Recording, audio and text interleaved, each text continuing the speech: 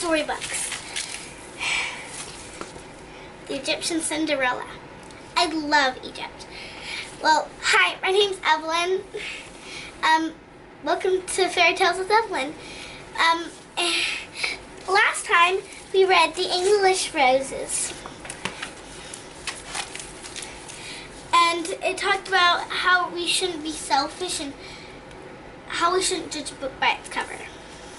So today we're going to be reading The Egyptian Cinderella by Shirley Cleo, illustrated by Ruth Heller. So let's start reading, okay? The Egyptian Cinderella. Let's see, where's the starting page? Okay. Long ago, the land of Egypt, where the Green Nile River widens to meet the blue sea, there lived a maiden called Rhodopsis. When she was still a small child, Rhodopsis had been stolen by pirates. She was snatched from her home in Greece, taken across the sea to Egypt, and there sold as a slave. Like the Egyptian servant girls, Rhodopsis went to the water's edge every day to watch clothes or to gather the reeds that grew along the riverbank. Rhodopsis looked different from the Egyptian girls. Their eyes were brown and hers were green.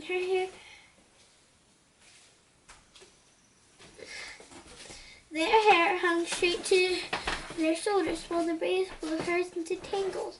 Her skin glowed like copper, but her pale skin turned red beneath the sun. That was how she got her name. Rhodopsis means rosy-cheeked in Greek.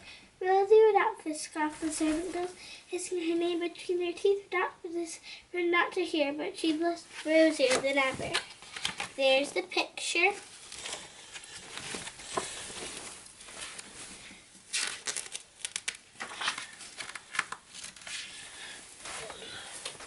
Although her master was kind, he was old and liked to doze beneath his fig tree. He seldom girls to his office. He never saw them ordering her about. Hurry, Rhodopsis, they would tell her. The geese were in the garden eating up the onions.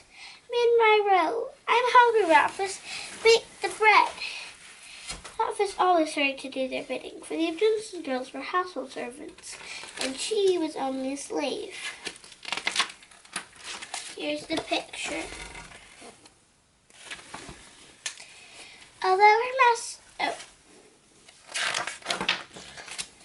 turn it back. Rhodopsis found friends among the animals instead. Where a date crumbed from her hand, she coaxed a monkey to sit upon her shoulder and charmed a hippopotamus with her song. It raised its huge head from the muddy water and pricked its small ears to listen. Sometimes, when her chores were done and the day had cooled, Rhodopsis would dance for her animal companions. She twirled so lightly that her tiny bare feet scarcely touched the ground. One evening, her master awakened to see her dance. No goddess is more nimble, he called out. Such a gift deserves reward. He tugged his chin whiskers,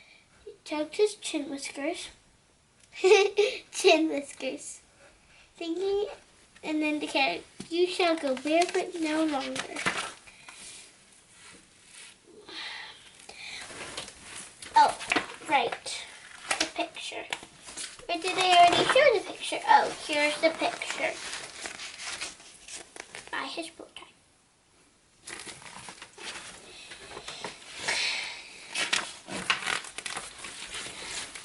Her master ordered a pair of dainty slippers made especially for Rhodopsis. The soles were of real leather, and the toes were gilded with rose-red gold. Now when Rhodopsis danced, her feet sparkled like fireflies.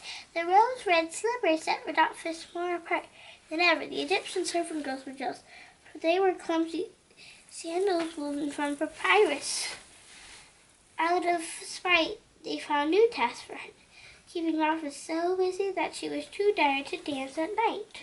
One king, Kiba, who was chief among the servant girls, announced, "Tomorrow we will sail sailed for Memphis to see the Pharaoh. His Majesty is going to hold court for all the subjects. There'll be musicians and dancing, said another servant girl, eyeing the roadside slippers. There will be feasting, added a third. Poor Adolphus, you must stay behind, you. You have linen to wash and grain to grind and garden to weave. This is the picture by his bow tie.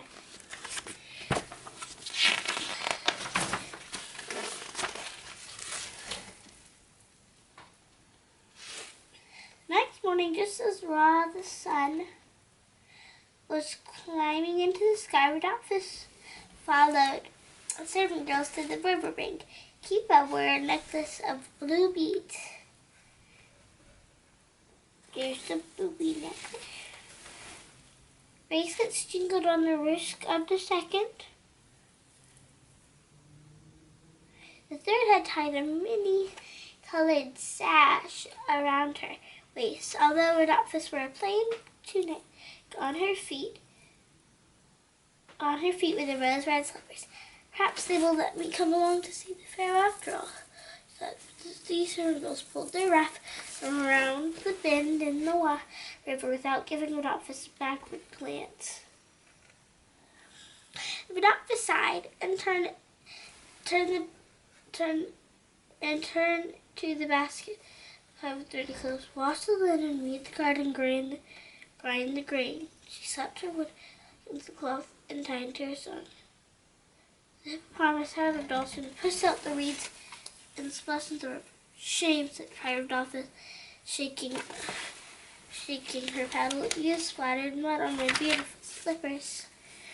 She polished the shoes on the hem of her tunic until the rosy gold glittered in the sun.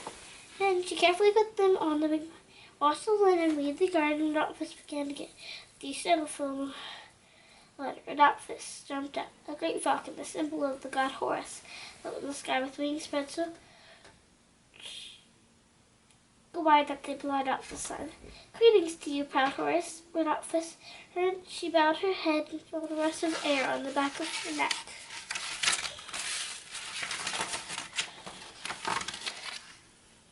Oh, right. Did I forget to show you another picture? This is a picture, and then this is another picture. When Adolphus dared to lift her eyes, she saw the falcon soar away. Dangling from his talons was one of her beautiful slippers. Stop, she pleaded. Come back. But the bird did not heed her. He flew toward the sun until he was no more than a dark speck against the gold. Adolphus bit her tongue. One shoe was worse than it all, but she'd have to dance like a stork, hopping about on one foot. And even the monkey would laugh. Adolphus tucked the slipper into her tunic and returned to her laundry, salting the river with her tears.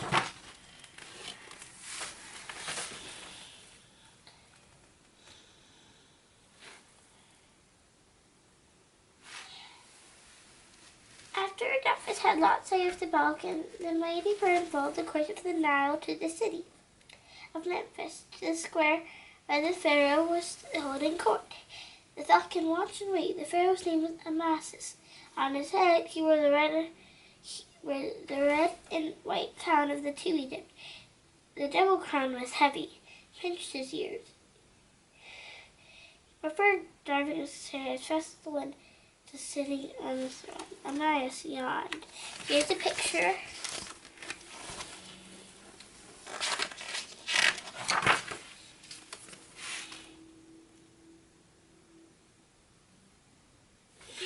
That very moment, the falcon dropped the rose off. The slipper was so. At that very moment, the falcon dropped the rose-red slipper into his lap.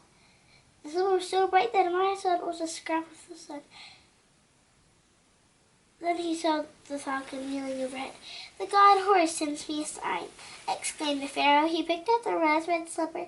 Every man in Egypt must try this shoe. Who must try this shoe? She whose foot it fits shall be my queen. That is the will of the gods. Amasis dismissed the court called for Sarah and began to search at once.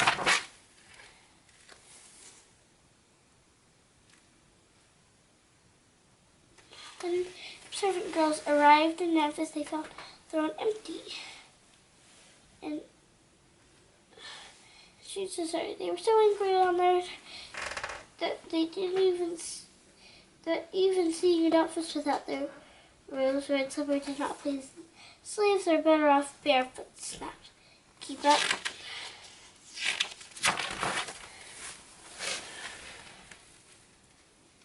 The Pharaoh journeyed to distant cities.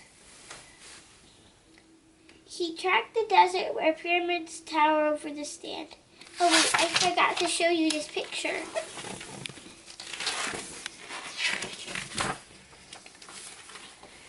The Pharaoh journeyed tracked the desert where pyramids tower over the sand and climbed the steep cliff over where Vulcan's nest. The rose red slipper was always in his hand. He went, women and girls, rich or poor, flocked to try on the slipper, but none could fit into so small a shoe. This is the picture. The longer my search, the more determined he became to marry the maiden who had lost the tiny slipper. He summoned the royal barge and vowed to visit every landing along the Nile. The barge was hung with sails of silk, trumpets blared, and so oarsmen rode to the beat of gongs. The din was so dreadful that when the barge rounded the bend in the river, Adolphus fled in alarm. The servant girls ran to the water's edge.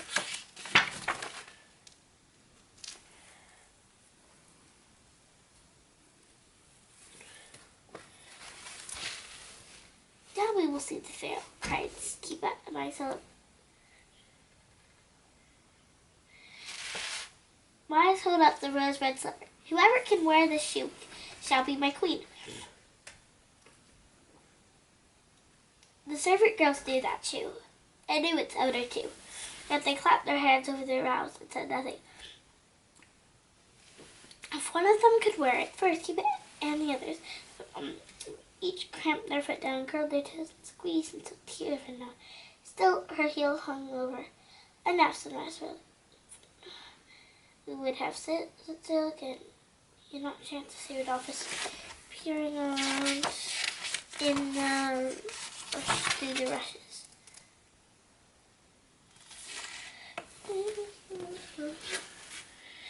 Come, he commanded. You must try. Oh, wait, I forgot to show you this picture.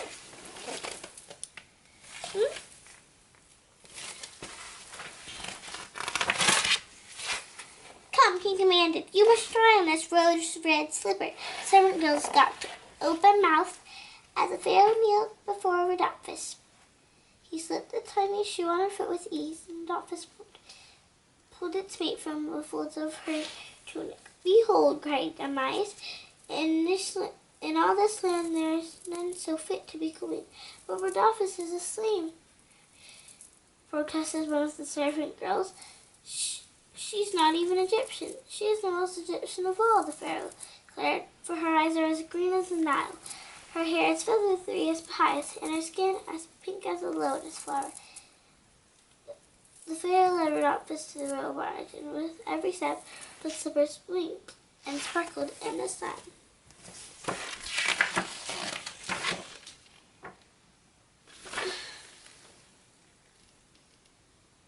Thank you so much for reading the Egyptian Cinderella with me today.